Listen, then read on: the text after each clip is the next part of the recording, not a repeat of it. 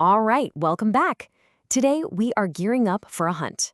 But we're not after wildlife. We're tracking something way more elusive, and frankly, a lot more disruptive: radio frequency interference. For any RF technician, sniffing out RFI is just this critical skill. It's part detective work, part pure science. So let's jump right in. Now, this is part 7 of our big 15-part tutorial, and it's all about practical, in-the-field techniques. We're pulling everything from a really comprehensive report by Virtualization Options LLC. And today, we're hitting Chapter 7, which is the core mission: how you actually find the source of interference when you're out on the job. And believe me, what a job it is. The source material calls it an increasingly hostile RF environment, and they are not kidding. Just think about it. Any industrial site you walk onto is just packed with motors, drives, wireless gadgets, all of them basically screaming into the spectrum.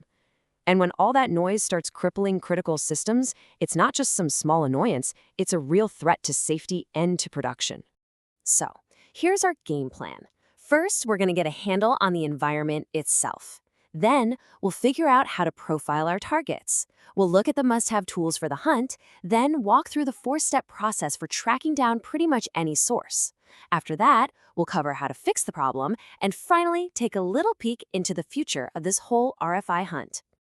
Okay, so let's dive into Section 1, the hostile RF environment. You've got to understand this part to really get why this whole mission matters so much.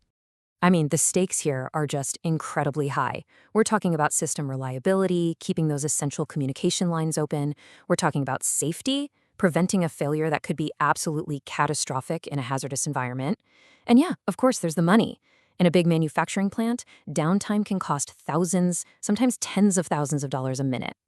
And the thing is, these troublemakers can be anywhere. The culprit might be something obvious, like a big robotic welder just spitting out broadband noise.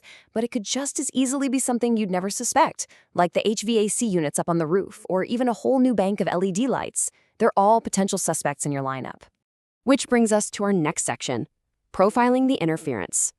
Look, before you can even think about finding the source, you have to understand how it behaves. You've got to know your enemy. So this table here gives us the 3 main suspect profiles. You have to ask, what am I dealing with? Is the interference transient, just a quick random burst every time a motor kicks on? Or is it continuous, like a steady, persistent hum from a bad power supply? Or is it intermittent, where it shows up in a predictable pattern, maybe cycling on and off with the HVAC system? That timing, that's your first huge clue. Okay, on to Section 3. The RFI Hunter's Toolkit, right? Every good detective needs the right gear, and this hunt is absolutely no different. You need the right tools to see and trace what is totally invisible. First up, the big one, the spectrum analyzer. This is your #1 weapon. It's your eyes. It lets you actually see the interference, pinpoint its exact frequency, and see how strong it is. Seriously, without one of these, you are flying completely blind.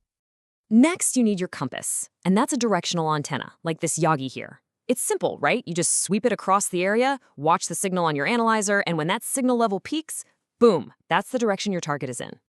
And for a really modern, powerful approach, you've got software-defined radios, or SDRs. An SDR basically turns your laptop into this monster of an analysis tool. Its real superpower is capturing and recording huge chunks of the spectrum all at once. This makes it an absolute game changer for catching those super tricky intermittent signals that a regular analyzer might just miss. All right, we're all geared up. Now let's get to the real heart of the mission. Section 4, the 4-step hunt. This is the proven, methodical process that'll help you track down pretty much any RFI source you come across. So picture this. You're on site. The spectrum is just a mess of noise, and the pressure is on to fix it. Where in the world do you even begin? Well, the answer is not to just start wandering around hoping you get lucky. The answer is to have a system. And this 4-step process is that system. Step 1 is course location. You use your directional antenna to get a general bearing, just to narrow your search from, say, the entire building down to one specific area. Step 2, triangulation. You take bearings from a couple of different spots. Where those imaginary lines cross on the map, that's your hot zone. Then you move to the close-in search. Here you're just watching the signal strength get stronger and stronger as you literally walk toward the target. And finally, precision location. This is where you pull out your near-field probes, think of them like an electronic stethoscope, to sniff out the exact leaky cable, the faulty circuit board, or bad connection. Okay, so that brings us to section 5, fundamental remediation. Because finding the source is awesome, but it's really only half the battle. The next step is closing the case for good. And the fix? Well, it almost always comes down to one of three core strategies: shielding, filtering, or grounding.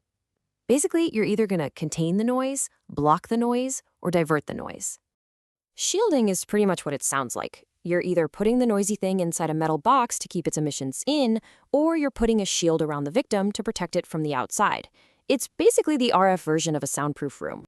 Filtering, on the other hand, works like a bouncer at a club door, but for your power and signal lines.